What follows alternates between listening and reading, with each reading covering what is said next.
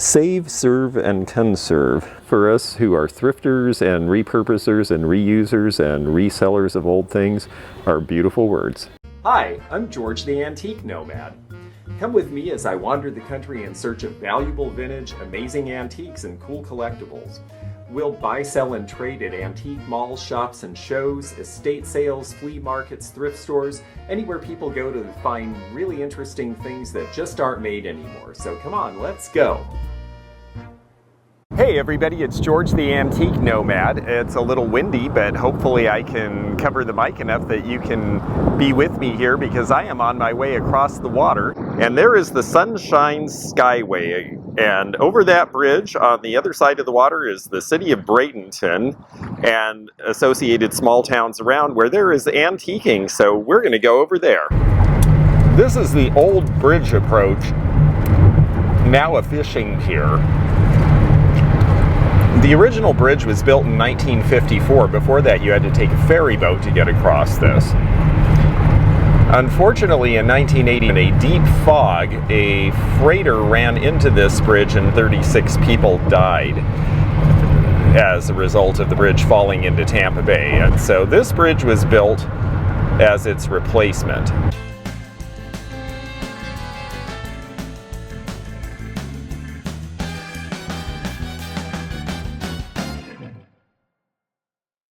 I am in a little place called Ellenton, Florida.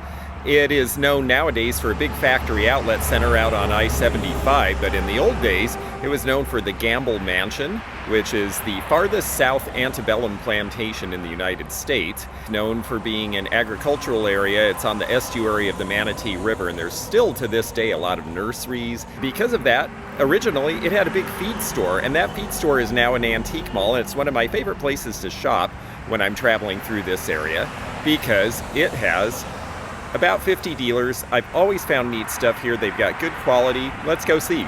Well, just as soon as we get inside the door, we see this really unusual stylized royal ducks figure. Royal ducks did amphora in what is now Czechoslovakia, well, the Czech Republic, as early as the 1880s and 90s, but this stylized piece is going to be a 1960s or 70s with the bird, and that one is priced at $68.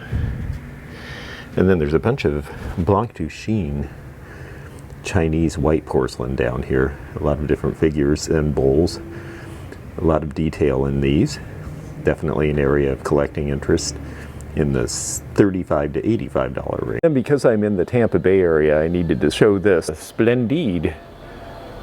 This is an advertising poster from probably the 1940s, looking at the graphics, from a Tampa cigar store. And it's priced at $85, which is really not a bad price at all. Things related to Cuba definitely command a premium because we don't have access to Cuba now. Ellenton is close enough to the suburbs, even though it's kind of a country place in and of itself, that you see mid-century modern here. This is a Lane laminate coffee table in very nice shape. And then there's these two teak tables with the tile. They're only $45 each. Tile in tables was popular in the late 1970s. It hasn't really come back into style yet, but I sense that it's about to because it's very practical. It's easier to care for if you put a cocktail or a glass of water. You're not going to put water rings on the table, and they're in wonderful shape. So I don't have room to take them today, otherwise I would take these to Palm Beach with me right now. One thing that's interesting to some collectors is to collect things that are made locally. This fencing plate, which is absolute modernist from the 60s or early 70s, Mackey Artware of Sarasota, Florida. Sarasota's the town right next to here. I think it's well done. It's $30. Here's a silhouette that was likely to be handmade in the 1930s. Someone painted the scene on the glass and then did the foil and colored it. It's $18. I think it's rather likable. And it's a nice size. And then I wanted to show these. We see lamps like this all the time and don't think much of them. But these are the original. These are Kenroy from the 1970s. You can see the label in there that says Kenroy, and that's the reason that these are priced well over 100 for the pair, because they are early modernism. This is what all of the imitators are imitating, and when you pick them up they're rather heavy, and you can tell the difference. I've been talking about Mexican sterling lately in some of my videos, and this is a really nice one. It's Jana Thomas. Taxco is the area in Mexico near Oaxaca where a lot of the silver mines are. Those colors are done as enameling covering a gap in, or a cutout in the silver. So you could easily just poke through that and break away the colors. They're not fired into the sterling, they're fired between the sterling pieces. So they require a little bit of care, but plique azure is also very desirable because of that quality. It allows the light to go through and it really creates a different look. Old stuff that was used in industry is very interesting to people these days. You've got an old oak voltmeter from about 1900 there, and a galvanometer, another voltmeter here. You'll see prices as high as 150 and 200 on those. This is a cork press for wine with an 1867 patent date, priced at $58. I noticed on another channel recently that there was some question over how Millefiori glass was made, so let me show you some. See the little round spots in the end. They call it Millefiori because it's supposed to represent 1,000 flowers. They look like little flowers at the ends, but if you look at them closely, what you realize is that those are a bunch of glass rods melted together into one big rod, and then they fuse those together and cut them and then blow the piece out. So that's why they stretch.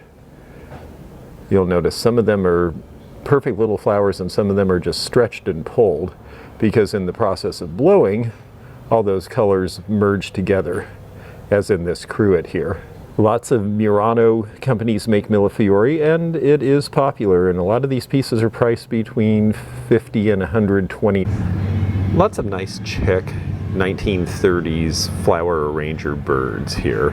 They all seem to be priced about $20 to $25, which is about the going rate on these. They had so many varieties. I like this one with the shell. That's one I haven't seen before. It's just a cute area of collecting, and there are people who have lots of these interspersed amongst their plants, or in this case, this one here would hang on a wall. We have this Judy Lee Costume Set from the 1960s. Judy Lee was one of those house party costume jewelry makers. So you would have your friends over and you would show them jewelry and then people would buy. Sarah Coventry worked that way as well. And then this is priced at $50. These Mexican sterling bracelets with the carved faces, doesn't seem to matter a whole lot what the stone is. They all seem to price in that $50 to $65 range. The purple earrings are Weiss, and those are pretty. $25, not a bad price at all. The palette shape is good. Bracelets seem to be pretty popular right now. The one on the left is vintage Trifari. You see a lot of their dull gold colors from the 60s. That one's priced at $39. The Florenza, which is the third one in, is priced at $29. The blue one, that's actually a pretty good price. Florenza's a good maker. You have one of these buckle style bracelets. The scarab on the right is $39. So they do have nice jewelry here, and the prices are not bad. Also Italian are this Jester and Gypsy. These are unusual because they're paper mache and day glow colors, so these are right out of the late 60s, and they're asking $150 for the pair. But honestly, I've never seen them, so I don't know, that might be the right price for these. When you see these in the green, they often cause confusion with Francoma. But these are North Carolina pottery, and a lot of them are not marked. There were a lot of pottery studios in North Carolina, but this high looped handle is often a clue. Also, if you look at the bottom, they tend to have very thick glazes, and you can see the marks where they had the little spiders, the little pieces that keep the glaze and the piece off the kiln so they don't adhere, but you can tell by some of the finishing that they actually did have to scrape some of the glaze off because it did try to stick to the kiln, and that's very typical with Carolina pottery. And there are collectors of these pieces. You see them priced in about a 35 to 40 range typically for things of this size. In Florida, we see collectors for pill boxes because there's a lot of older folks and, well, a lot of them have to take pills. These 1960s encrusted looking ones with the blue and green there in the center are $16. The Art Deco one behind is $30. And then there's some that are souvenirs of places in England like the Channel Islands. No, that one's actually the Cayman Islands, so that's here in the Caribbean. There's a Nippon trinket box for $26. These are really fun, they're cute, they're easy to fit into a small space. So we're seeing a lot of people collecting these as opposed to larger porcelains these days. And the prices are great. There's a Nippon for as little as $6 in there. Here's something that people find and they don't always know what they're looking at. So let me tell you a bit about these. These are ice cream molds. And yes, you would actually put ice cream, form it into molds so that it would come out in interesting little shapes, just like chocolate was done in the same period.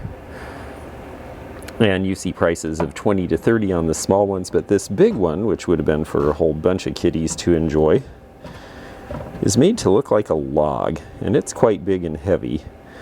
These were very popular in the early to mid 20th century, and that one is priced at $100 because it's bigger and more elaborate. I just like this guy's face quite a lot. There's holes in the head.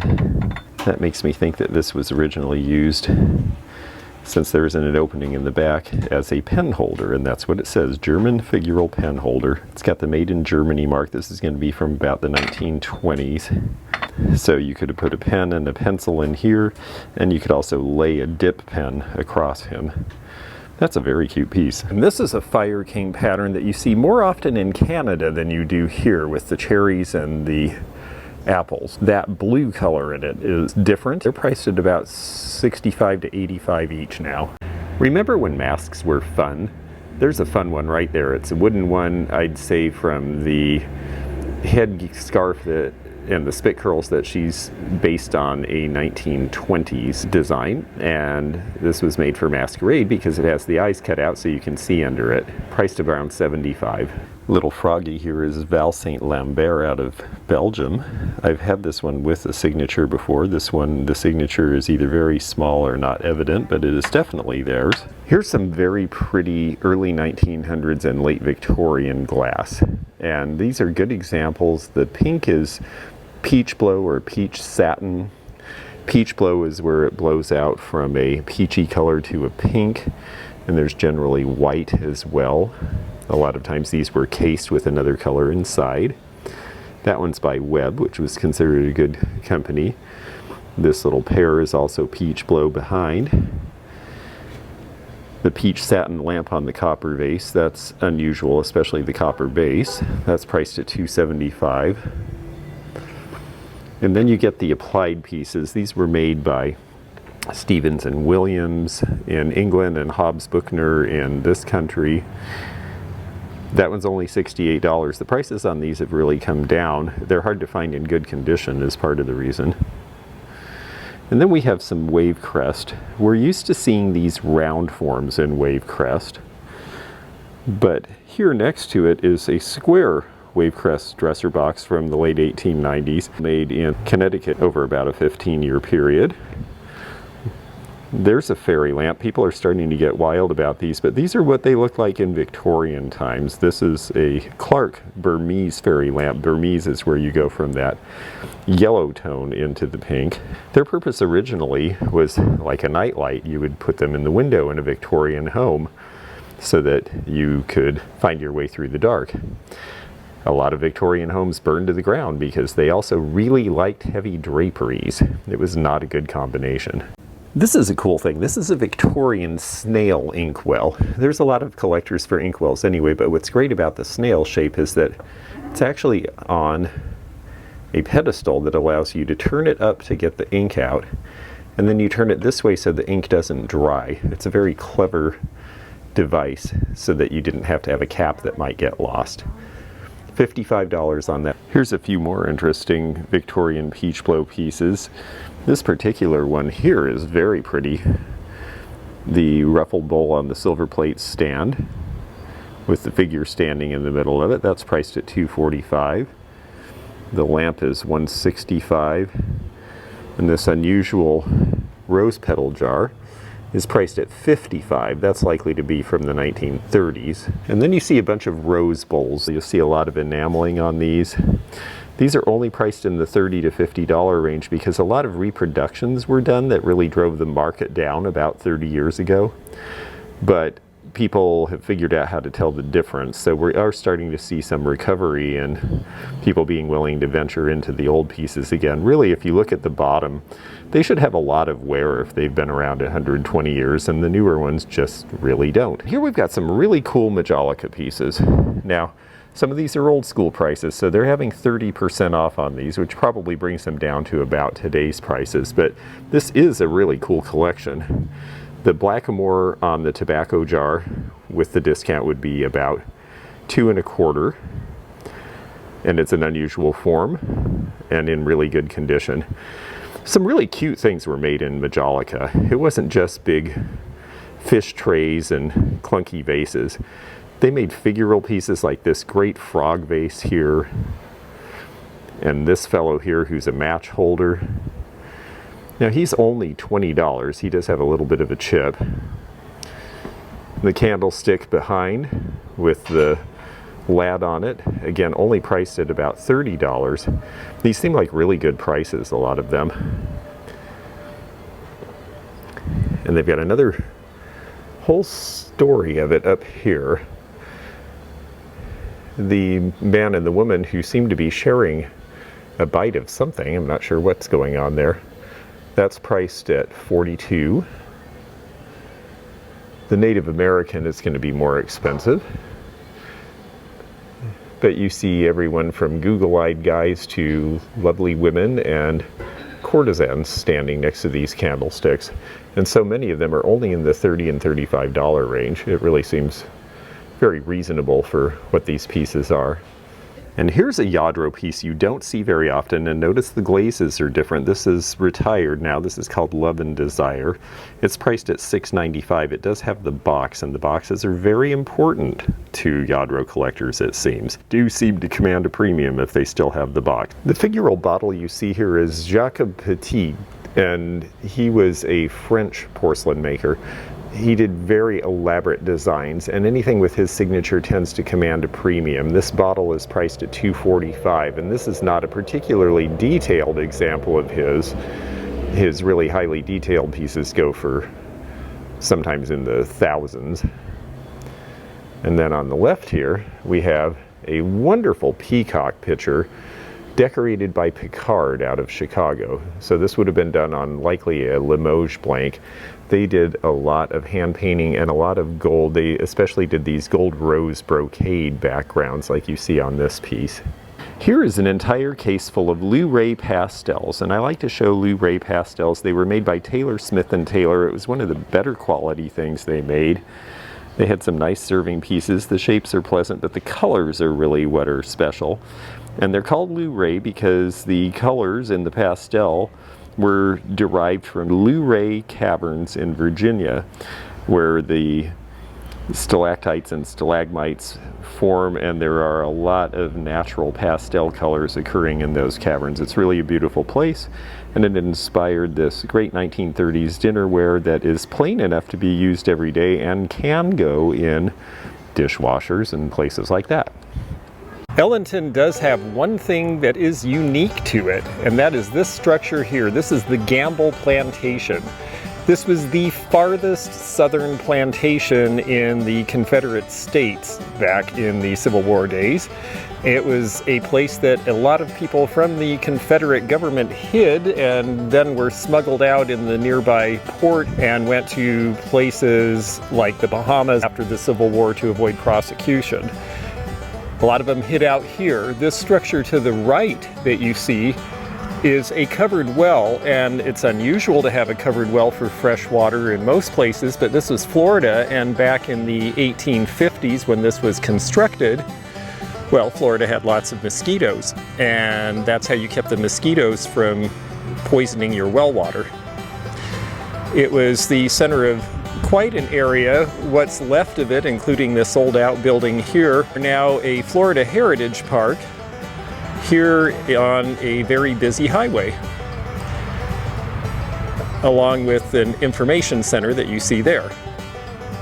I've toured this. It's actually a very interesting plantation. It's on the small side because this far south the plantation economy really didn't work too well. There weren't a lot of crops that they could grow here. This was more ranch land. So this was pretty much the furthest southern extent of the Confederacy. Well, I'll tell you, I just love shopping at this mall because they have cool stuff and I always find something. So I'm very excited about what I'm coming up with so far. Let's go see what else they have. Now we're going into the back area, and this is where you see the bulk of the dealers. There's about 50 dealers in the back section here, and it goes both directions. I usually like to follow around in a circle, but let's start with some more showcase items because there are neat things in showcases, and a lot of times people are intimidated by them and don't look in them, but that's where you will find a lot of the best stuff. This is a really cool miniature sewing machine. This is a Foley & Williams Reliable from about 1905. It's priced at $120. It's got that unusual arch that sewing machines often had as part of their form back in the 1890s. So it's a nice older piece. Bottle brush in pink from the 60s. Pink's a hard color to find, and it's got the glass ornaments in it. So that one's going to be priced close to $100 actually. And then I've always liked these Haeger Hawking polka dot glasses. You just don't see the polka dots very often. These are $8 each, not a bad price. Those are from the early 60s. These swirl pieces are also Carolina, but these are a little later, so these have a signature. These are Steve Abbey from Lenoir, North Carolina. Up here, this very vibrant rooster is a K. Finch. K. Finch is known for these little curly-Q designs as highlights on things. See the little black there and in the tail? That was one of her hallmarks. A few people tried to copy it, but primarily when you see that, it's going to be K. Finch, and this one has a nice K. Finch, California mark on it. She was really big in the 40s and 50s, and this is going to be towards the end of their production, I would say, because roosters were a big 50s thing. And here's a style of shade that was very popular about 1900 to 1910, where they'd have a metal shade with fringe, but then there's jewels in the top, and the light comes through the jewels as well. You see a green, a red, and a blue up on top there. And it's got a lovely beaded shade that forms a flower in its fringes. When you see these brass and jeweled lamps, they typically sell for $150 to $300, and this one's priced at $220. I want to show these because I get questions about these a lot because they have a lot of crackling. So they must be really, really old, except they're not. This was done deliberately. These are made in Japan. Also, people see made in Japan and they figure that, oh, that's an old mark, but they're not. This is 1980s wear. They did a double wall construction so that they were sort of insulated, and you have these nice cutout hearts. They're very cute, and you'll see decanters and some other barware that go with them, but they are not particularly old. 1980s, 1990s. I was all excited because I thought the price on this Whiting & Davis Dresden mesh purse was $45, and I've reread it and it's $95, which is what it should be. I don't blame them, but darn, I thought I was going to get a deal here. And this is one of the more unusual student lamps you're going to see. There was a variety of lamp referred to as a student lamp because they were typically used on students' desks. This one is rather fancy, and it's a Harvard style in Spelter, a single lamp with the yellow case glass shade. They have that priced over $500, but I'm sure that's hard to find. They actually have a number of interesting lamps. This Parlor Lamp was converted to electricity. It's okay to convert old lamps to electricity as long as you don't drill the original parts to make them unusable. People get cross about that because some people do want to restore them back. Here's another student lamp. Again, you'd put the fuel in the right and then the lamp goes to the left, and it had the extra fuel tank because if you're a student you might be sitting there well into the night studying. This one is a Bradley and Hubbard. And Bradley and Hubbard was one of the most well-regarded brass makers in the United States in that period of time. It's priced at $275. I believe that this is American bisque, and I do know that it is very cute, and you usually see them in a larger size. What I especially thought was fun is that they've painted the S so that you have a dollar sign where the money goes into the bank. And he's only $12. I have a feeling for cute appeal that that's something I should buy. For our viewers in Australia, we do find tourist wear primarily when we find it in the United States, but this is a nice hand-painted piece. It even says hand-painted on the label. This is going to date from the 1970s when Aboriginal patterns become more a desired motif for decorating, and this one's by the Little Street Pottery in Australia. The company I'm most familiar with is Wembley Pottery from Perth in Western Australia. They made really neat things, but we just don't see them in the United States often. Now this particular print is Parrish's Dawn, and you can see the real subtlety in the color and everything, but there was another style done by Sonia and other artists in the 1920s that was brighter, more literal, but really fun, and it involved dancers and harlequins. These are all priced similarly in the $50 to $100 range, as you would see with a smaller parish these days. But the colors are very vibrant, and it's a really fun decorating design. You don't see them as often, it seems to me, as you do the parishes.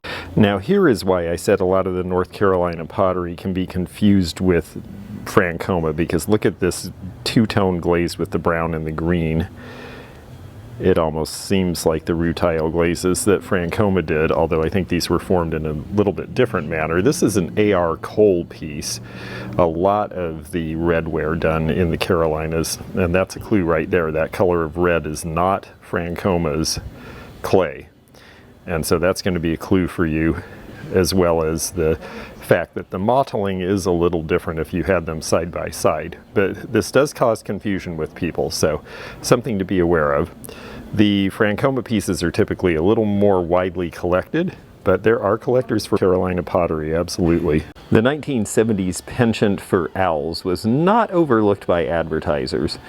This is a very hard to find blacklight day glow poster from Burger Chef saying, "We always treat you right."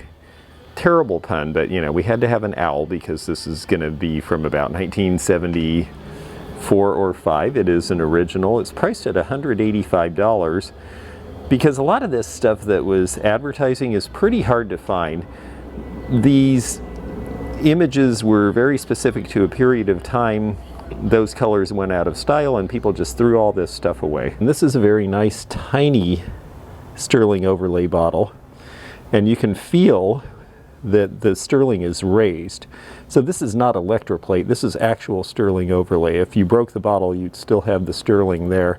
And it's only $24, and I think that's a pretty good price. I am going to take that piece. Here's something really cool. This is Schaffer und Vater, which is Schaefer and Father from Germany. To your health, as the expression goes. But then on the back you can see with this flask it has a drinkometer. Take one drink, take two drinks, thirsty, dry, normal, and it has the little temperature gauge in the back. That's really fun. $68, that's an unusual one. And during wartime, well, even the school kids were to get in on the act. You've got the young woman holding the war bonds and offering them for sale, a kid with an airplane. The guy in the middle is doing a scrap drive. That's why he's got rubber boots and a bunch of old metal pieces. What they don't show are some of the wonderful metal things from before the Second World War that were melted down as part of the war effort. But here's what they were trying to do then for victory: save, serve, and conserve. And I have to say, for us who are thrifters and repurposers and reusers and resellers of old things, are beautiful words. Just like the colors in this very simple impressionist painting by Vito Grego, an Italian artist, priced at $175. I just wanted to take a quick moment to ask, if you haven't already subscribed, please click that button. It doesn't cost you anything, but it sure helps us with YouTube. Ooh, big loud truck. Click that bell to be notified of future videos. Another big loud truck.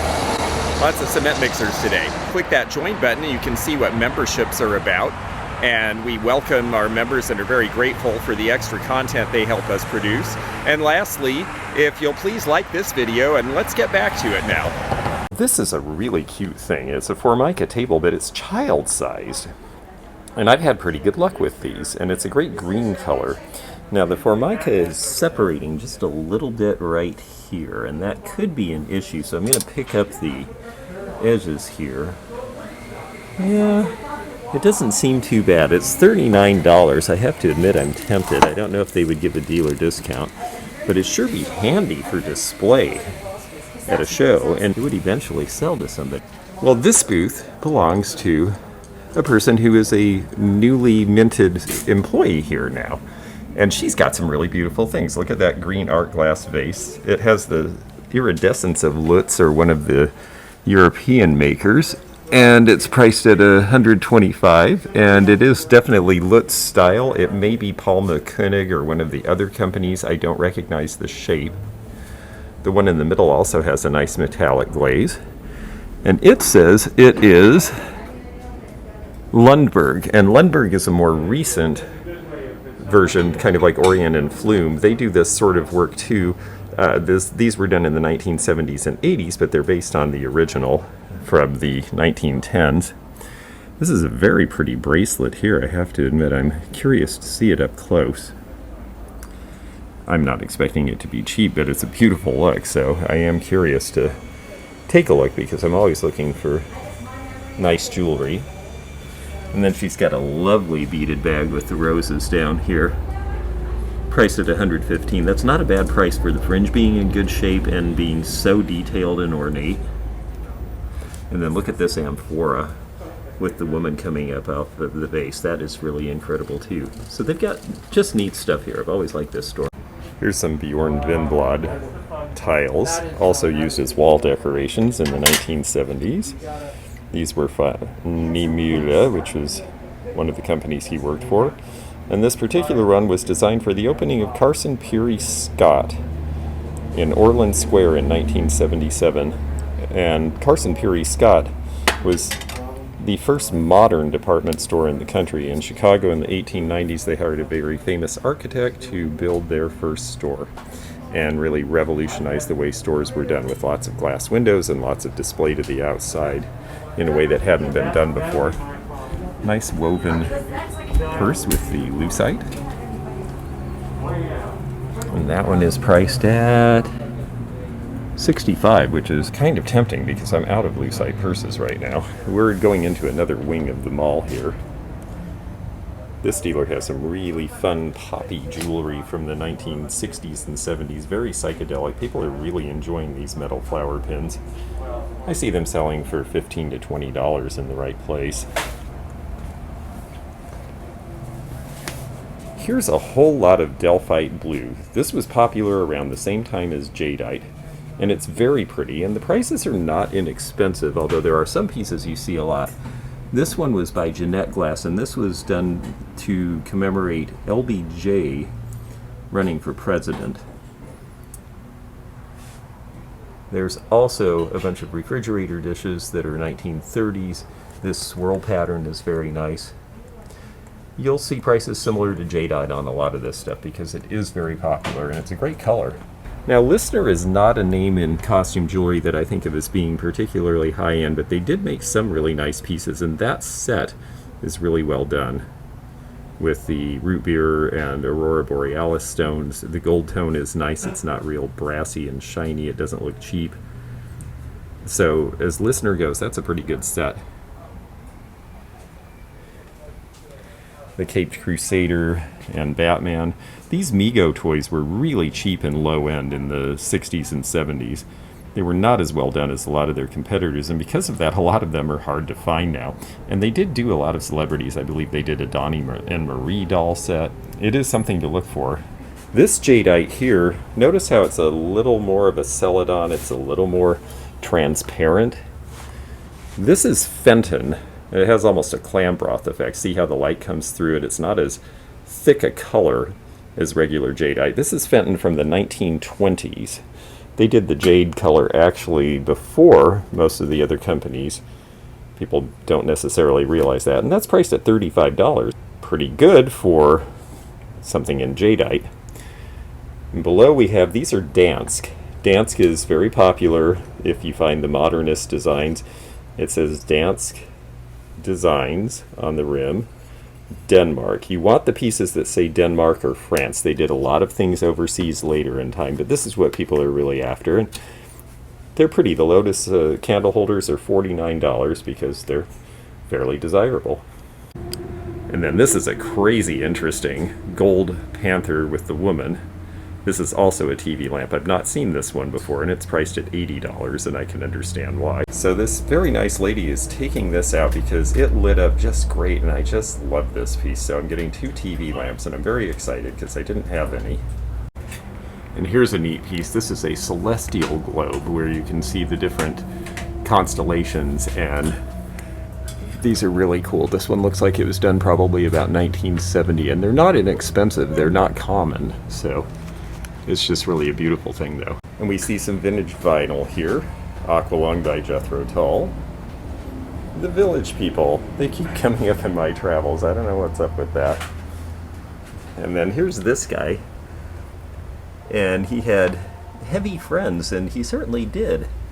John Bonham, and Jimmy Page, both from Led Zeppelin, Jeff Beck. So I imagine this is a loud and raucous album from the early 70s. The Pelicans is affected by Andy Warhol. This is a newer print, but it is really cool and very Floridian and very colorful. People in Florida really do like color, and I like color, so I have to admit I feel good about that when I'm here. It's nice to see people who are having fun and like the bold things in life. Here's an old battery crate holder from a garage, priced at $250. These sorts of things are so popular now in man caves and garages, and people find really inventive things to do with them. Here's another clock, since I'm seeing novelty clocks. That and TV lamps seem to be what are catching my eye today. This one's priced at $150. It's different than the horse clocks that you usually see, which sell for about a third of that price. This says Instant Ancestors, and that is how people view them. A lot of people do look for people who look like them because they don't have their own family photos, or they just think it's interesting. There's a baby in a very long outfit from Amsterdam, New York. And then here, I should show these because these are arcade cards. I get questions a lot. Oh, I have a signed Dinah Shore. Well, these were printed with the signature. These are not real signatures. You have to look with a magnifying glass to see if things are actually pen or if they have the dot matrix that lets you know that they're printed signatures. And then later on there's auto pen, and that's another way of instant signing that is a signature without really being a signature. Here's Andy Williams. These are cute and fun. They're just not worth a whole lot because there were a lot of them at the time. And she was $145, which is an old day's price. But dealers are getting realistic, and they are starting to mark things down to today's prices. And this dealer really took a discount on her. She's a humidor. It would have been for tobacco. She's from about 1900, and she's now only $68. Let's show these hot orange, really great colored cookware pieces from the 1960s and 70s, because this is Fire King. This 6-piece set, they're not counting the lids separately, is priced at $125, which is about $25 per piece, and that's actually not bad considering this is Fire King. Now this is another color that's fired onto the glass, so they're great as long as you don't put them in the dishwasher over and over and over. And here's something very Floridian. Would you like to run away where the grass is tall and summer's in the air? Just let me take you there. We can try to find a hideaway where the rain is warm and happiness is free. If you will go with me. That's very sweet and colorful and fun, and only $15. I'm tempted to get it. Drip glaze is really fun to me, and I like this company because it's got an interesting story.